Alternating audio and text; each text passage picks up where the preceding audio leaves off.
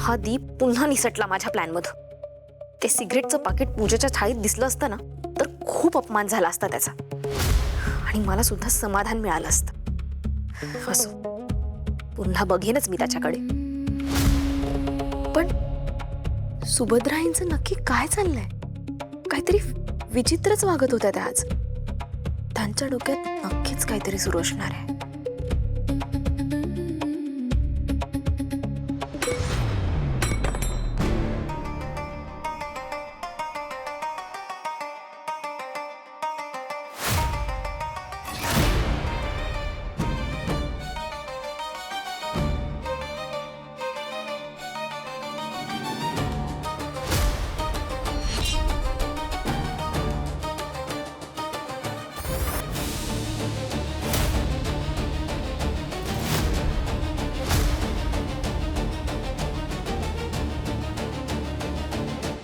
दादा, आमची प्रीती रुळली का हो इथे? रुळते रुळते. आणि इतक्या लवकर या सगळ्या गोष्टींची अपेक्षा करणं चुकीचं आहे हो. थोडा वेळ लागतो या गोष्टी समजून घ्यायला. पण एक गोष्ट चांगली आहे, ती मनापासून प्रयत्न करते या घरातल्या प्रथा परंपरा समजून घेण्याचा. चांगलंय, पण तिच्याकडून काही चुकलं तर जरा माफ करा आणि समजून घ्या हा तिला. हो, तुम्ही काळजीच करू नका. आणि ज्योती आहे ना, ती असल्यावर कसली काळजी? ती सगळं सांभाळून घेते बघा.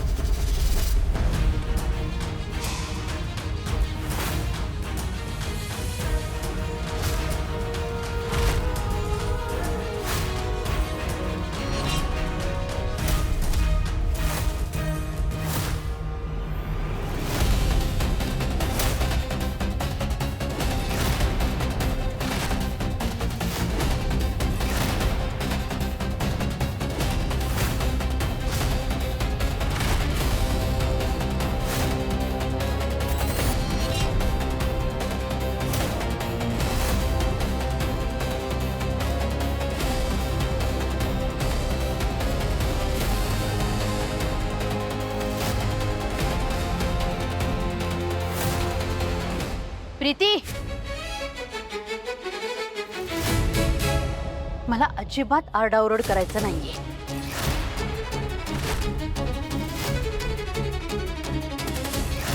प्रॉब्लेम काय आहे तुझा?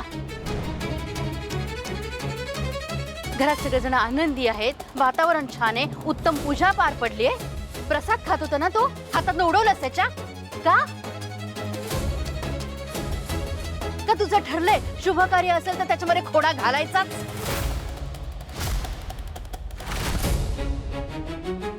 ताई अगं तू खबरदार, खबरदार, कुणी आता तिची बाजू घेऊन मला समजवण्याचा प्रयत्न केला तर.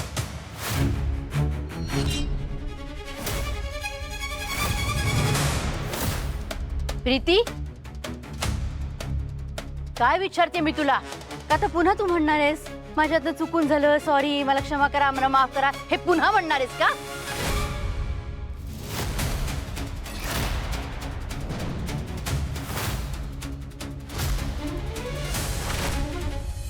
प्रीती, अगं काय झालं? आम्हाला कोणालाच कळत नाही तू असं का केलंस. प्रीती,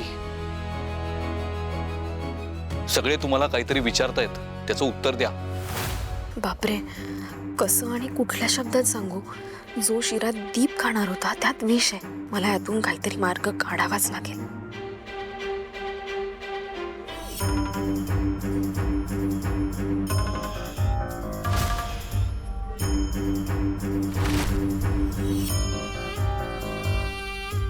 आत्या, मला माहिती आहे मी आता जे काही वागले ते बरोबर नाही आणि आणि तुम्हाला राग येणं स्वाभाविक आहे, मी समजू शकते. आजची पूजा व्यवस्थित पार पडावी असं मला सुद्धा वाटतंय.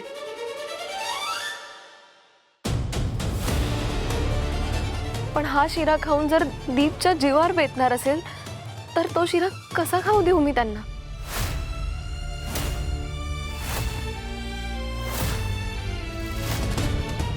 प्रीती, अगं काय बोलतेस तू? प्रसादाचा शिरा जीवावर कसा बेतेल? तुम्हा सगळ्यांना हे दिसलं की मी दीपला धक्का मारला.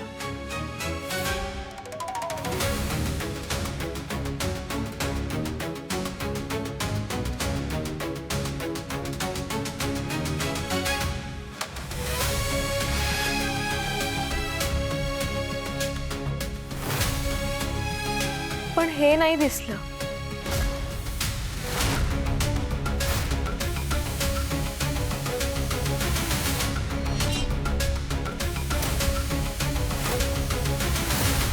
मी किचन मधून येत असताना दीप शिऱ्याचा घास घेत होता, तेव्हा मला काहीतरी चमकताना दिसलं. असं वाटलं की काहीतरी चुकून शिऱ्यात पडलं असेल आणि दीपला शिरा आवडतं म्हणून त्याचं कदाचित लक्ष गेलं नसेल. पण मला जसं जाणवलं ना तशी मी इथे धावत आले आणि त्यांना धक्का मारला.